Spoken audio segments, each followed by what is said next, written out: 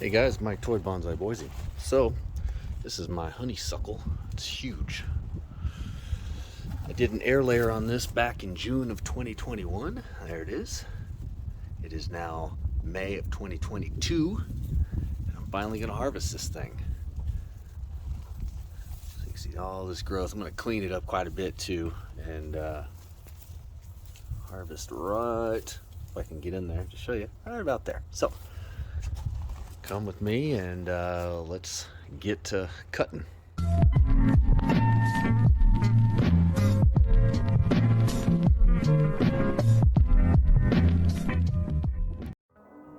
All right, so here's another look at it. So most of this growth is just from, gosh, maybe the past month.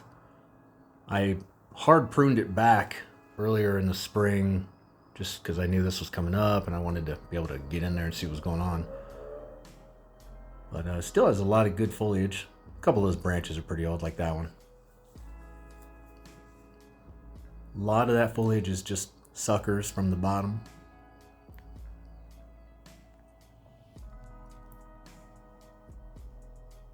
So the top part, I'm going to make the cut right below the air layer there, as you can see, and then it doesn't have a lot of mass, so it can't have too many roots. So because of that, I'm going to trim the foliage way back on this, especially the top part, just so it doesn't overtax what little root system it has. Because right now, it's still receiving moisture from the roots at the bottom. So it receives the moisture, goes up into the foliage. Foliage sends the energy back down, tries to send it back down to the roots, but of course that's how an air layer works. I made a cut there, so it can't get back down to the roots, forces it to sprout new roots right there. So I'm going to take back some of the foliage so that it doesn't overtax what little roots it has. And put it in this pot right here in some new bonsai soil.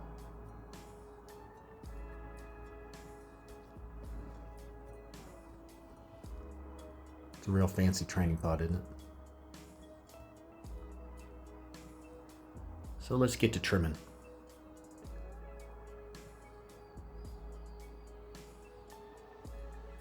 The last thing I need is more cuttings. But yeah, of course I'm going to take some cuttings. I'll sort through those later. For now, just kind of throwing them all into a tray. So while I'm at it, I'm trimming the foliage on the lower half as well. I'm not going to repot the lower half until next spring. And I've really done zero structural type pruning or planting at all. It's just sat in the spot it was in pretty much for the past 2 years, with the exception of when I pulled it out to do the air layer last year. So that's why all the growth is going up in one direction. So there it is after I pruned it back. I'm still thinking about getting rid of this one big branch there, right there on the left. So I'm just going to clean out this debris while I'm at it. I left some of the suckers because I don't really recall or know what's going on below the soil line there. There could be a lot of trunk left. In fact, if I had to guess, I'd say I probably did leave a lot of trunk because I didn't think it was going to take root and survive. But, so those suckers may just end up being lower branches. I don't know. If not, I can get rid of them later. We'll worry about that part next year. For now, not sure if I want to keep that or get rid of it. I don't have a whole lot of branching on the lower half other than those two and that one there on the left. So I'm hesitant to lose that big annoying branch on the left. Because yeah, the rest of those are just suckers. I'm sure it'll be fine. After all, excuse me, this species is considered invasive, which kind of makes it a weed. And if it's a weed, it's real hard to kill. And in my experience so far, it has been hard to kill.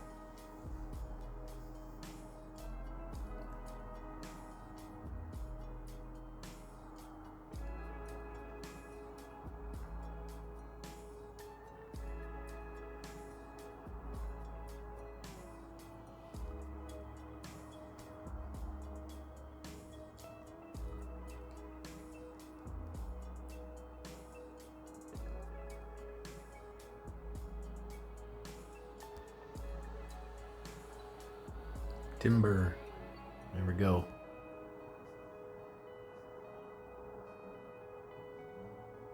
So here's another look at the bottom part before we unravel the air layer. So yeah, that stump there on the left is definitely dead. It's got some great potential. There's going to be a big dieback spot at the top.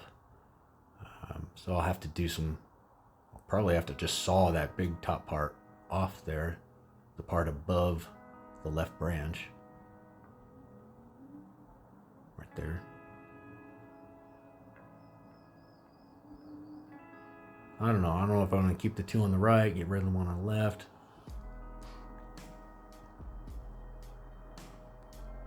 Some of those suckers really were just bugging me. I'm sure they'll grow back.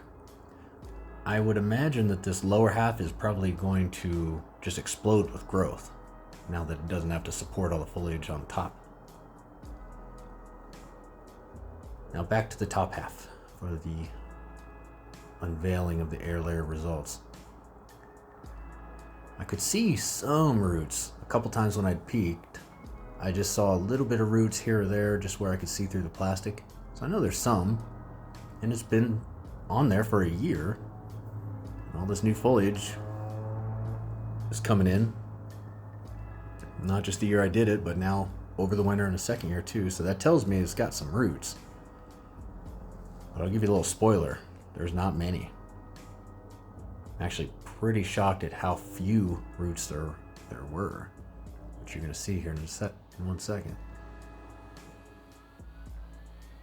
You can see some roots there on the left, right there. And thought maybe I was seeing things like surely there must be more, but really not a whole lot more. So once I realized that, I tried to just keep as much of that coconut fiber stuff on there as I could. You can see a couple other little roots poking out, but oops, and there goes one of them. So I sort of just poke around down at it for a minute just to kind of see, surely there has to be more. There's really not. Kind of discouraging, and also I'm just a little surprised and kind of confused as to how this is going to work. But at the end of the day, you got to remember that the lower half, and this half I guess for that matter, a couple years ago when I brought it home, it had 0 roots. It had just been sitting in a cooler in like the hottest time of summer. I think it was like really hot part of June. So if it can survive that, I guess it can survive with a little roots too. That's my hope. I'm definitely going to keep it in a shady spot.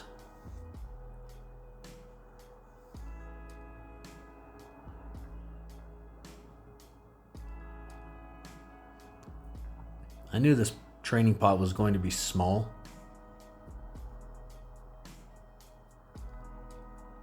Kind of underestimated just what a tight fit it was going to be. But that's okay. You don't want a whole bunch of air gaps in there when you're just trying to grow some roots. So I lose a little more foliage where I can afford to lose some foliage. Knowing now that there aren't many roots. Give it a good watering here.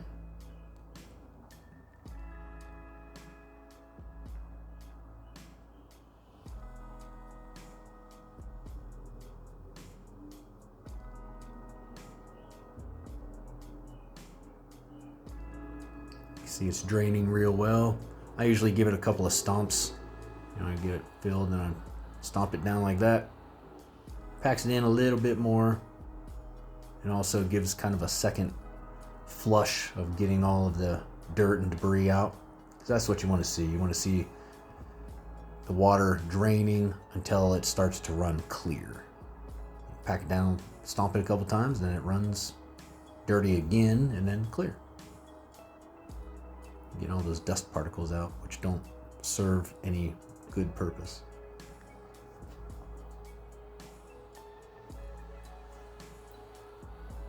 So there it is. It's not exactly pretty, but it's got great potential, assuming it lives. It's got a big, thick trunk. It's got a real old, flaky look to it, which is hard to achieve on a lot of trees. So it's got potential. I'm just going to let it completely grow out, get real flush and healthy, to the point basically where roots are just sprouting out of the bottom and bursting at the seams. And then I'll start to do a little more structural design. So that'll be next year at the earliest. So another look at the bottom half.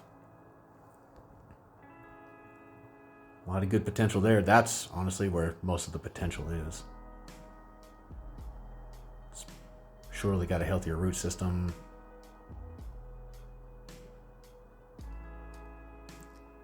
Evening out the taper, in that transition from a branch to the trunk. That's curious how that's going to go. This is my first honeysuckle, so we're going to learn on this together. Yeah, so taper might be an issue. Heck, that could take 10 years for all I know. I don't know. Or maybe it'll start to smooth out and transition faster. I have no idea. Thank you for watching, though. If you like and subscribe, you can see some updates on this. And you can see the origins of this when I did the air layer. Thanks for watching. Have a good rest of your day, everybody.